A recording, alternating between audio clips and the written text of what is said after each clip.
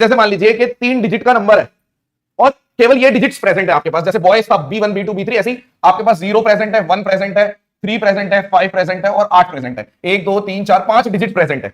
आपने बोला 3 डिजिट के नंबर बनाने हैं, यानी कि 3 डिजिट का नंबर बनेगा 1 10 100। तो पहला क्वेश्चन कि अगर repetition of the digit is not allowed, यानी कि नंबर जो भी है रिपीट नहीं होना चाहिए। जैसे अगर मैंने 3 को इस्तेमाल कर लिया तो दोबारा से 3 नहीं आएगा, 5 को इस्तेमाल कर लिया तो दोबारा से 5 नहीं आएगा, 8 को इस्तेमाल कर दिया तो दोबारा से 8 नहीं आएगा।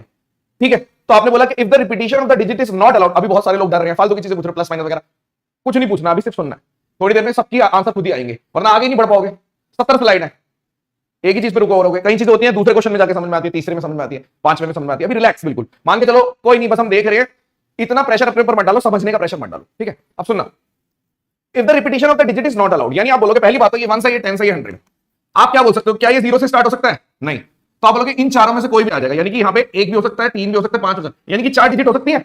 अब हर चीज का ये नहीं बना सकता मैं ऐसे करके, तो इसलिए मैं यहाँ पे लिखूंगा मल्टीप्लाई करना है मुझे। जैसे ये मल्टीप्लाई, जैसे ये 5 थे और ये 6 थे, आगे भी, तो मैंने बोल दिया ठीक है, यहाँ पे कितने डिजिट्स हो सकती हैं? 4। 0 नहीं हो सकती। आप बोलोगे 0 नहीं हो सकती, 4 कौन सी हो सकती है? 1 3 5 और 8। अब यहाँ पे कितनी हो सकती है? आपने बोल दिया ठीक है, रिपीटिशन अलाउड नहीं है।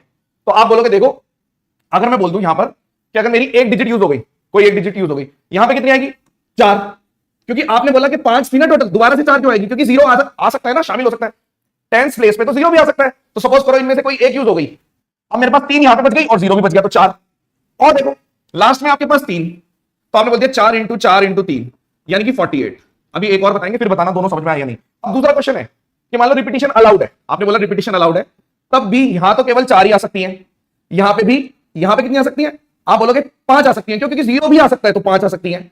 यहां पे कितनी आ सकती है? यहां पे भी 5 आ सकती है, तो एक तरीके से 100 आ गया। क्या आपको समझ में आया?